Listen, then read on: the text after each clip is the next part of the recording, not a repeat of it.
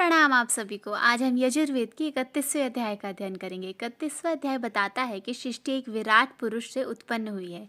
इस विराट पुरुष का अर्थ होता है कि किसी मनुष्य से नहीं बल्कि सर्वव्यापी परम चेतना से है। इस अध्याय में कहा गया है कि वह विराट पुरुष हजारों सिर, आंखों और पैरों वाला है, अर्थात वह हर जगह उपस्थित है। वही संपूर्ण ब्रह्मांड में व्यापक है और सृष्टि के सभी तत्व उसी से उत्पन्न हुए हैं। समाज के अलग अलग कार्य और वर्ग भी उसी ब्रह्मांडीय व्यवस्था पर हिस्सा है। सरल शब्दों में पूरा संसार एक ही दिव्य चेतना का विस्तार है। इस अध्याय में हमें सीख मिलती है कि पूरी सृष्टि एक है। मनुष्य, पशु, प्रकृति सब उसी एक स्रोत से आए हैं, इसलिए किसी से घृणा करना उसी सृष्टि से घृणा करना है। दूसरा, समाज में अलग अलग भूमिकाएं। इस सूक्त में बताया गया है कि समाज के अलग अलग कार्य हैं, जैसे कि ज्ञान देने वाले, रक्षा करने वाले, व्यापार करने वाले, सेवा करने वाले।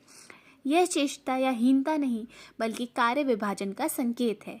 तीसरा, ईश्वर सर्वत्र है। ईश्वर केवल मंदिर में नहीं बल्कि हर जगह है, जैसे प्रकृति, मनुष्य में, पूरे ब्रह्मांड में। यही वैदिक दर्शन की गहराई है। चौथा, त्याग से सृष्टि का निर्माण। इस अध्याय में गहरा विचार है। त्याग से ही सृजन होता है। जैसे माता पिता अपने बच्चों के लिए त्याग करते हैं, वैसे ही शिक्षक ज्ञान देने में समय देता है। त्याग से ही जीवन आगे बढ़ता है। आज के समय में संदेश। आज दुनिया में सबसे बड़ी समस्या है विभाजन और अहंकार। 31वां अध्याय याद दिलाता है कि हम सब एक ही ब्रह्मांडीय परिवार का हिस्सा हैं। इसी भावना को बाद में शास्त्रों में कहा गया है वासुदेव कुटुंबकम, जिसका अर्थ है पूरी पृथ्वी एक परिवार है।